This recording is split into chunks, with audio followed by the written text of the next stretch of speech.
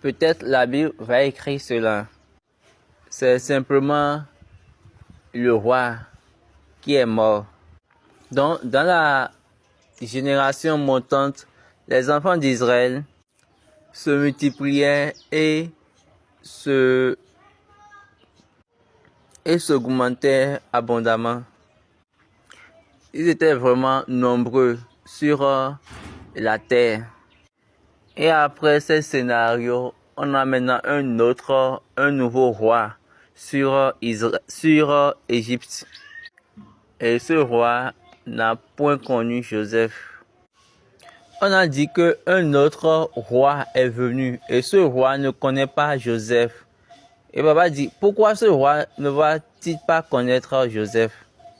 S'il y a vraiment un roi, ou bien n'importe quel roi dans le pays plutôt, pourquoi ce roi-là ne va pas connaître Joseph? Parce que en réalité, c'est-à-dire en vérité, Joseph avait une fonction prééminente, une fonction nationale, même disons une fonction internationale. Tout le monde, tout roi, tout président qui visitait Égypte, toute personne qui visitait Égypte, au temps de Joseph, eux tous devaient voir en première position Joseph. Et c'est après cela qu'ils pourront voir maintenant le roi. Si éventuellement ils voulaient voir le roi, on doit voir d'abord Joseph. Maintenant, pourquoi le nouveau roi va dire maintenant qu'il ne connaît point Joseph?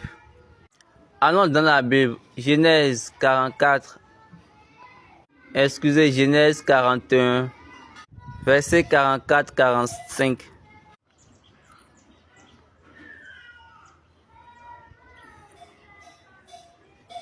Je t'établis sur ma maison, et tout mon peuple obéira à tes ordres. Le trône seul me lèvera au-dessus de toi. Pharaon dit à Joseph, vois, je te donne le commandement de tout le pays d'Égypte. Pharaon ôta son agneau et de la main et le mit à la main de Joseph. Il le revêtit d'habits de fin lin et lui mit un collier d'or au cou. Il le fit monter sur le char qui suivait le sien. Et l'on criait. Peut-être la Bible va écrire cela. C'est simplement le roi qui est mort. Donc, dans la génération montante, les enfants d'Israël se multipliaient et s'augmentaient abondamment. Ils étaient vraiment nombreux sur la terre. Et après ce scénario, on a maintenant un nouveau roi sur Égypte. Et ce roi n'a point connu Joseph. On a dit qu'un autre roi est venu et ce roi ne connaît pas Joseph. Et Papa dit, pourquoi ce roi ne va-t-il pas connaître Joseph? S'il y a vraiment un roi, ou bien n'importe quel roi dans le pays plutôt, pourquoi ce roi-là ne va pas connaître Joseph?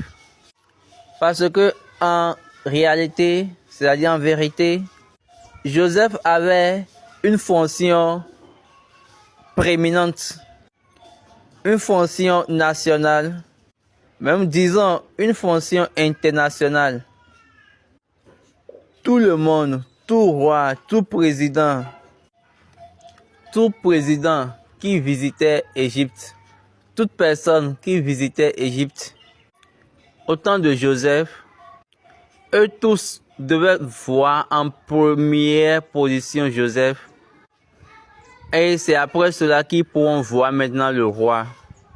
Si éventuellement ils voulaient voir le roi, on doit voir d'abord Joseph.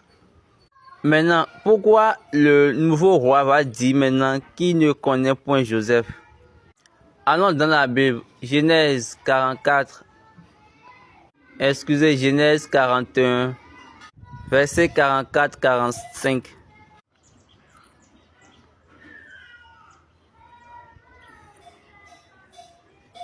Je t'établis sur ma maison, et tout mon peuple obéira à tes ordres. Le trône seul me lèvera au-dessus de toi. Pharaon dit à Joseph, vois, je te donne le commandement de tout le pays d'Égypte.